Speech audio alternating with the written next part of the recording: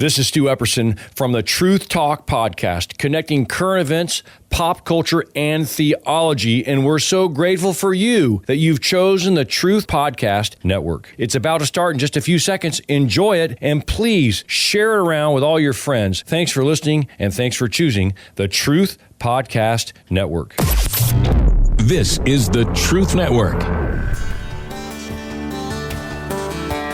The heart of every man craves a great adventure, but life doesn't usually feel that way. Jesus speaks of narrow gates and wide roads, but the masculine journey is filled with many twists and turns. So how do we keep from losing heart while trying to find the good way when life feels more like a losing battle than something worth dying for? Grab your gear and come on a quest with your band of brothers who will serve as the guides in what we call the masculine journey. The Masculine Journey starts here now. Welcome to the Masculine Journey. We are glad that you're with us this week. And I do know I open up the show every week with that comment, but I'm incredibly glad that you're with us this week. I enjoy having you guys out there. Would love to hear from you. You could reach out to the ministry at masculinejourney.org or .org, as some people would say. You could reach out to us there. And if you have any topic suggestions, any great movies you've seen, any questions you might have to follow up on something, just let us know. We'd love to hear from you. And again, that's masculinejourney.org. Jim, you have the topic for us this week. That's like 2 out of 3 weeks. Well, I keep opening my mouth, and you guys seem to like it. And I think you're getting less and less picky, so we really need to go back to that. Call in if you have any show ideas. We had such a good time last week with, I forget what it was. I wasn't paying attention. Yeah, I was distracted. There was some good show last time, but we had a blast doing it. It was funny, and so I just threw out there God's sense of humor, and it took. Squirrel. There was a squirrel that you couldn't hear because, well, squirrels don't talk, but he's close by. He is the smallest one in the room, though. So an old squirrel. He's easy to catch. We that's why he's here. That's Harold we're talking about, if you guys don't know. So anyway, so we're talking about God's humor. So you're stating that God has a humorous side to him. Yes, and in researching this topic in great depth for 15 or 20 minutes on Monday, I ran across the fact that there is nothing in the Bible about Jesus laughing. And so much of what he said really was, to me, funny. You know, if you put a smile on his face, the Bible reads totally differently. Mm-hmm. And I recognized that many years ago. But Hollywood has done us a disservice in, you know, making God, and God is serious, but he also created so much, including us, that is funny, that if we're in his image, he has to have the divine and, as I like to say it, infinite sense of humor. And that has been quite often how he's spoken to me in my life. Mm-hmm. That's for me as well, and we're going to get to some of that. I want to go ahead and play a clip from one of those Hollywood movies. Oh, darn. that portray God in a humorous light, though. This is from Bruce Almighty, and in this exchange, Bruce has been given God's powers. He's had them for some total of about a week, I think it says in the clip, and they're overlooking a very beautiful view, and Bruce is not really sure where they are, and we kind of pick up the clip with him asking about where they are. Really something, isn't it? Is this heaven? No, this is Mount Everest. You should flip on the Discovery Channel from time to time. But I guess you can't now, being dead and all. I'm dead? Nah, I'm just messing with you. That's not funny, man! That is not funny! Okay. And what about the voices in my head? Is that part of the hilarity? No, those are prayers. And you keep ignoring them, they're going to build up on you like that. But it's just noise. I can't understand them. Why, you're not listening, son. Let's see. You've had my powers for a little over a week now. How many people have you helped? You know, I took care of a few things. I righted a few wrongs in my own life first, okay? I was gonna help the others. I think I could help the world. The world? Mm-hmm. That wasn't the world. That was just Buffalo, between 57th Street and Commonwealth. Oh. I didn't want to start you off with more than you can handle. Well, you took the job, Bruce, so I suggest you get to it. Now, Jim, you'd made the comment before the show started. This is your favorite God character as portrayed in the movies, right? Is Morgan absolutely. Freeman. He's before him it was George, but that's been a long time past. But he really had that. He has a sense of humor, and yet he's always working towards straightening Bruce and then Evan out later, and I really appreciated that in the showing of it. I also like the Shaq God quite a bit, but we're not going to say she was my favorite. No, but that'll mess with people. There was still some humor in that. Yeah, there was as well, and that's the way God's chosen to work with me a lot of the time is with humor, right? And so I think that's probably why I really liked Bruce Almighty and Evan Almighty so much, was just you got to see the playfulness of God, and you touched on, if we're made in His image, we also should have some playfulness. We should also have a sense of humor, like God does, and I think that it's fun just to kind of think about that. But I want to go ahead and get to another short clip because I want to talk about what does humor actually do for us physically in the body. And this comes from Patch Adams. And what this is Patch is sitting on a bed that he's having the feet come up, and then the head come up, and the feet come up, and the head come up. And his boss, for lack of a better term, walks in and says, "What are you doing?" Right? Because he's not supposed to be visiting patients, but he's there trying to lift their spirits. And I want you to listen to what he says about what humor physically does to the body. Joyride, cowboy! Woo-hoo! Yeah! oh, I surrender. I'll tell you what you want to know. Do you want to tell me what it is you think you're doing?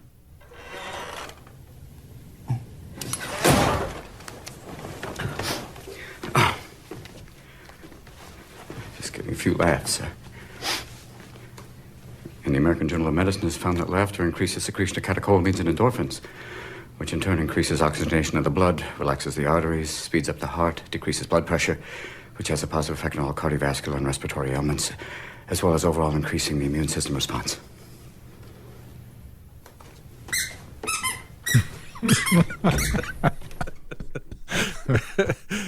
So laughter does your body good, literally.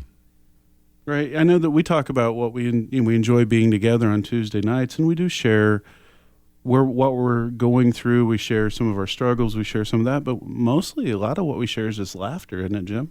Absolutely. And it is, it's a joy being here, both from a godly perspective and a earthly one. It's a lot of fun, and it is a time that's filled with God's joy.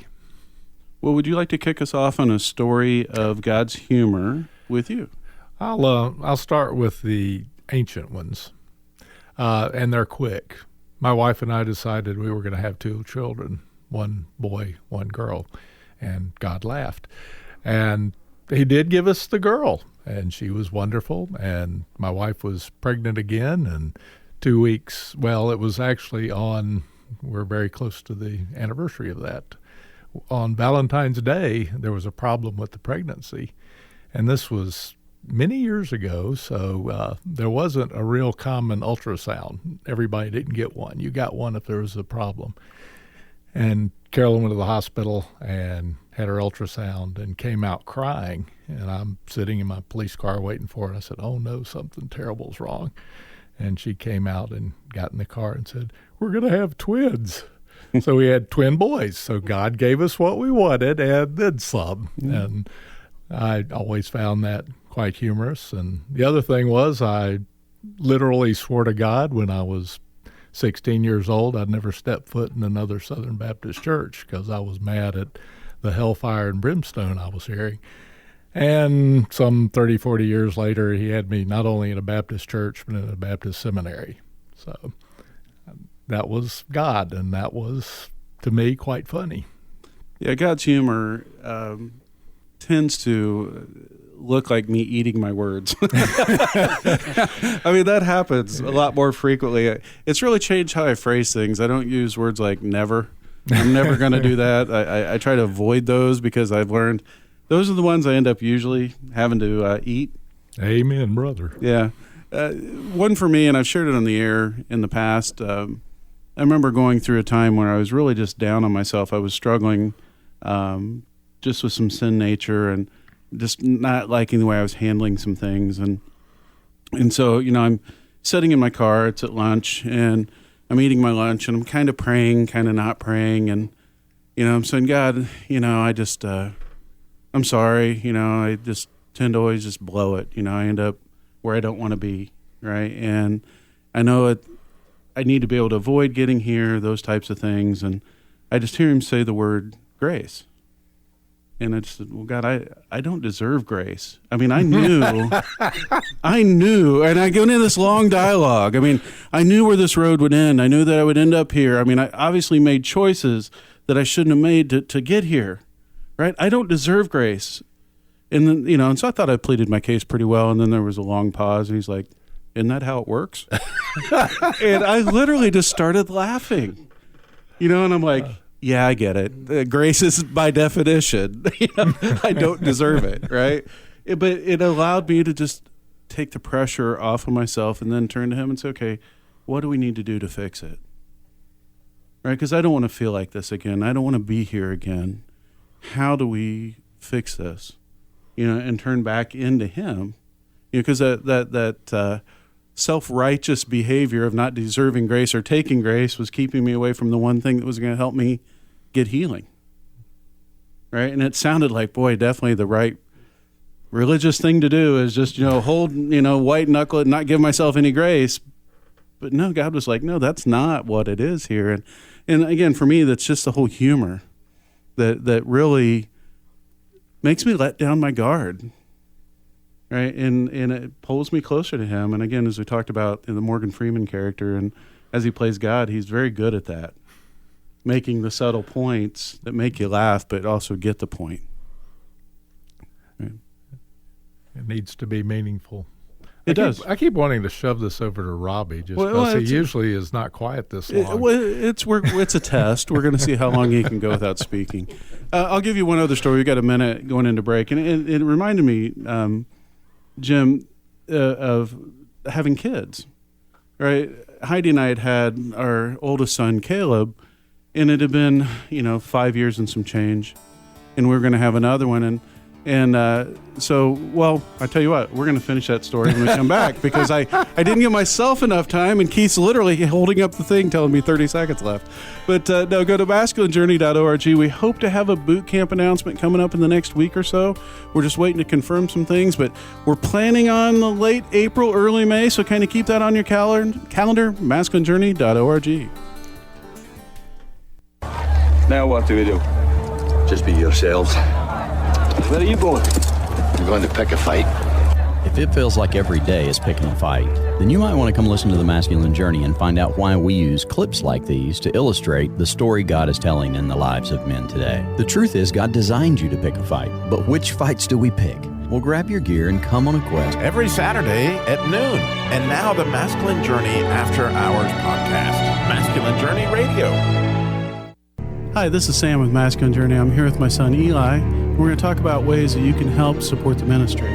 One way, you can go to smile.amazon.com. Go to smile.amazon.com. There's information on our website there on how to do that. You can go to facebook.com and click the donate button, or you can go to masculinejourney.org and find the donate button. masculinejourney.org. Or if you want to mail something in, mail it to P.O. Box 550, Kernersville, North Carolina, 27285.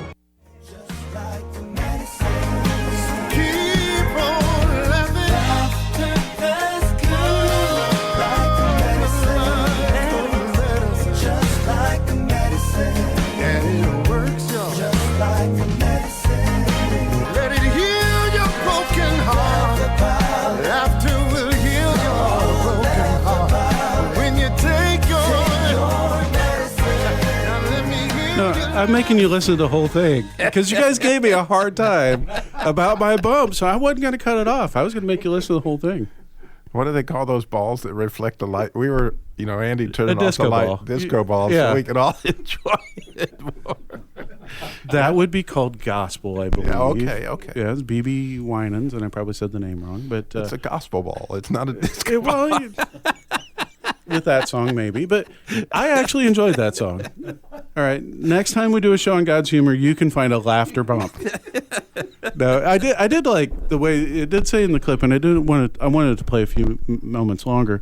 It says laughter's like medicine, right? We heard that from Patch Adams' clip a minute ago, but let it heal your broken heart, right? And I think there's some things that it can't heal it, but boy, it makes it feel a lot better. Right, when you can just laugh through some things. And, I think a lot of times when we hit some stressful points in our life, we either go in one direction or the other. And when we can learn to laugh at them, it seems to go a lot better. How many times in your life have you said, I had to laugh or I'd cry? Yeah. I mean, that for me is very common. I'll get to the point of breaking and then just laugh about it because God's got it. Why am I so upset?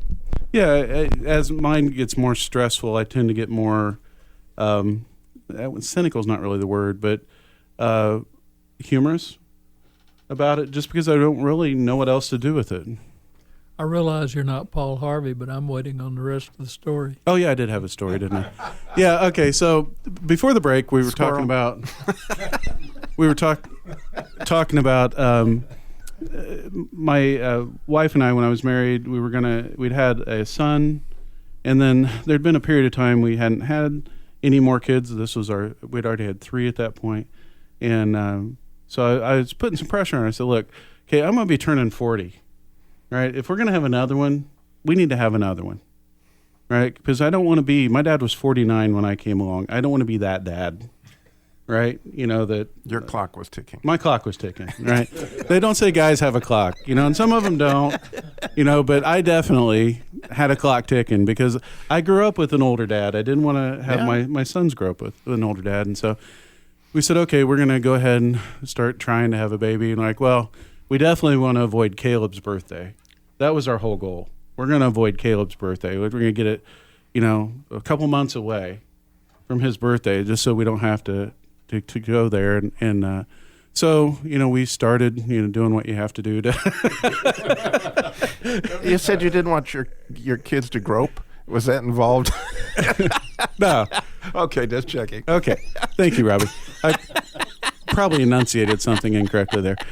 So anyway, long story short, we try everything to avoid it, and then all of a sudden, Heidi had kept this journal of everything that happened with Caleb's birth.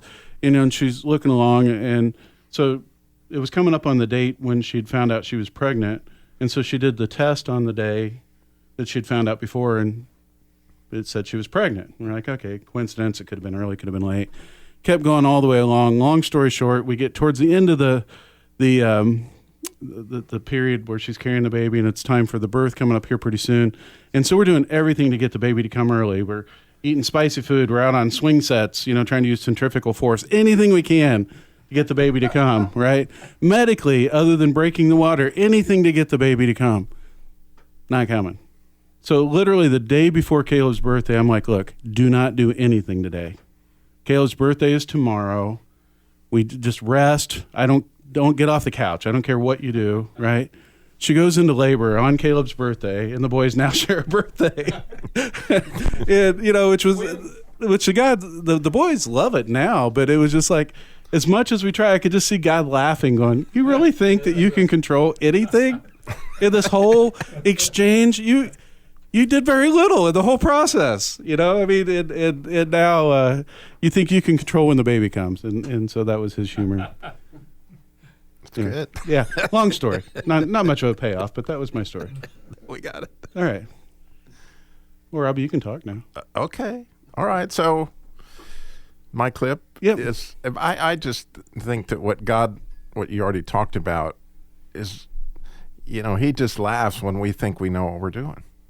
And as we get to be adults, we really begin to think that we know what we're doing, and we're often taught by children. And so if you've ever seen the movie Pollyanna, actually this young girl teaches the whole town. And this is actually the turning point of the movie, is when she is going to instruct the pastor here, the minister of the town, on, and if you've seen the previous part of the movie, he is one of those hellfire and brimstone pastors to the max, and he's been upsetting everybody in town. And so she just has this casual little conversation with him, totally changes everything. Would you like someone to practice your sermon on? No, thank you, John. Mother and I used to be an audience to my father when he was practicing his sermons. He was a minister too, Oh, yes, so he was. Do you like being a minister? Do I like being a... Now, why would you ask a thing like that? Oh, the way you looked just then reminded me of my father. Once I saw him sort of sad like that, and I asked him. And what did he say? Said he was glad he was, but it made him sad sometimes, when he just couldn't seem to get through to his congregation. Sounds familiar. I suppose every minister of God faces the same problem. I suppose. Tell me, did your father ever solve the problem? Well, he read something one day that he said helped him. In the Bible? No, just something he read someplace. He had it put on this chain. He wore it always. It's all I have of his. May I? When you look for the bad in mankind expecting to find it, you surely will. Abraham Lincoln? He was the president. Yes, I know. But I never heard that before. Neither of my father. Anyway, he said it started him thinking. And from then on, he was going to look for the good in people. That's when we both started searching for the Bible for the texts. The texts? Yes, you know. My father called them the glad passages. You know, the happy ones, like, shout for joy, or be glad in the Lord. You know, like that. There are 800 happy texts. Did you know that? No, I didn't know that. Yes, well, there are. And you know, my father said, if God took the trouble to tell us 800 times to be glad and rejoice, he must have wanted us to do it. So, you think, how much did God enjoy, that moment of this pastor who thinks he's going to straighten out the whole city, gets this opportunity to get schooled by this little girl. So, talking about being schooled by a little girl, my older daughter, we took fishing in Colorado years ago, and one day, after her daughter was born, my granddaughter, Lila, she said, Daddy, what would mean more to me than anything else in this world was that if you would take my daughter fishing the way you took me fishing in Colorado with your dad. And the neat thing was my dad was alive, and when Lila was about 8 years old, we decided it was time, so I began the process of teaching Lila how to fish. And I don't recall when I taught her this particular lesson, but at some point apparently I did. So we finally get to go to Colorado, and my daughter went with us, and she hadn't fished in years and years and years. And Lila, was somewhat learned, but she was a little impatient, as little kids might be. And so they were constantly getting snagged, which happens in Colorado more than a lake in North Carolina. And so I was having to fix the reels, and Lila this is my granddaughter, she would just put the bait in the water for, like 20 seconds or maybe 10 seconds. And I got one. She'd reel it back in, of course, get it snagged, get it looped around the reel. It was always something like that. And it went on like this for, a day and a half. And I was starting to get aggravated, as those who know me well know happens. And so she was just probably 10 times she'd done it. I got one. And, there it was. And so finally I got miffed and said, Lila, you have got to leave your bait in the water long enough to catch a fish. And she says, Papa, you have violated the first rule of fishing. What? And all of a sudden it was racing through my mind. How would she know the first rule of fishing? I'm the only person that ever took what in the world is the first rule of the fishing. And I was like, Lila, what's the first rule of fishing? And she said, have fun. And I said, oh, I see. And of course, I'd known that intellectually, but I don't think I'd ever experienced it in my heart like Lila taught it to me that day. And so what happened actually was I said, Lila, why don't we pray? I said, I'll pray that God gives me patience with you and that I'll have fun. And I'm going to pray that you have patience fishing. Let the fish have enough time to get on the hook. And meanwhile, why don't we pray that you catch some fish? And so we stood there on the bank of this little waterfall right there. It was the most picturesque scene. It was beautiful. We prayed. She put her bait back in the water, right? We cast it in there a little bit.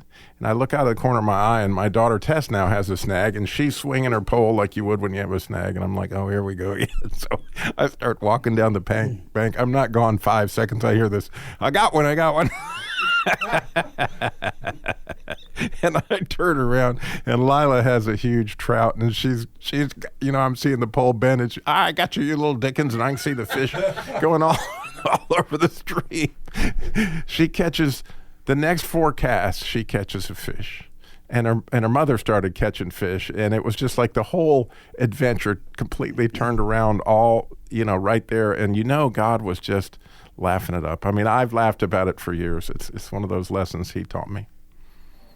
I'm just, I bet if we pulled the room, there's 8 of us in here and Keith in the other room. How many people have actually seen Pollyanna? I think it's over, the over-under is probably 3. Okay. I don't know, but I've heard about 50 clips on the radio. I feel like I've seen it. I heard it. I have seen it more than once. Okay. And I really don't think I ever liked it. It means a lot to Robbie, and I do appreciate That's why that. I watched it. That's why I watched it, yeah. Well, we just obviously just touched on this topic. We're going to talk more about it in the After Hours program. And so if you don't know how to get that, go to your favorite podcast location and look up Masculine Journey Radio, and you're going to find our podcast there, and you can go click on the After Hours that talks about God's humor, and boom, you found it. And so we're going to record that now to be available to you here in about now, because you're hearing this after we've recorded it, so you can go get it right away, masculinejourney.org. And again, we hope to have an upcoming boot camp announcement within the next week or so pay attention and check out the website. Talk to you next week. This is the Truth Network.